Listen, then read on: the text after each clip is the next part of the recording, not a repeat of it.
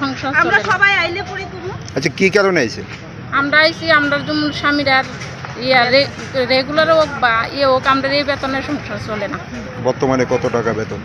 ওখানে তো 11,800 টাকা এই বেতন। আমরা বাচ্চারা নিয়ে পড়াশোনা সংসার চলে না। আস্তে আমরা চাইতেছি রেগুলার করো, গত মাসে তারা আমরা তো ভবিষ্যৎ নাই, 150 টাকা বেতন আমরা ভবিষ্যৎ আমাদেরও ভবিষ্যৎ নাই। গত মাসে 9,500 টাকা পাইছে, পুরো বেতন পাইছে না। কি কারণে এর লেগে পাইছে না আমরা এইটার উত্তরও পাইছি না।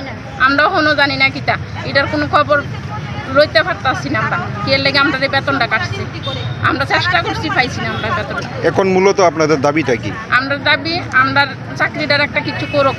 এত বছর ধরে করতেছে, এটার তো কোনো কোনো কোনো ক্লিয়ার নাই। সবাই তো একটা ইয়ে হয়, তারা কোনো ইয়ে হয় নাই। এখন যে ওই অ্যাডিশনাল সাহেব আইছে উনি কি কইছে আপনাদের? তারা তাইনে তো কইছে লিখিত দিতাম, দাবিটা দিত, আমরা ইয়া করছে না, কইছে লিখিত দিত। তা আপনারা তো এসপি সাহেবের সঙ্গে মানে দেখা করার কথা, আপনারা কি যাইবেন? হ্যাঁ যাবো, মূলত আমরা আজকে দাবির লেগে আমরা যাবো, 100 বার যাবো। কতজন এখানে? এখানে আরো লুকাইব, আরো লুকাইতেছে। আনুমানিক কতজন হইব? কতজন আইব আইলে এখনো কইতে পারবো। সবাই তো এখানে নাই, কিছু সুইরা রইছে, তো সবাই আইব, লিডার আইলে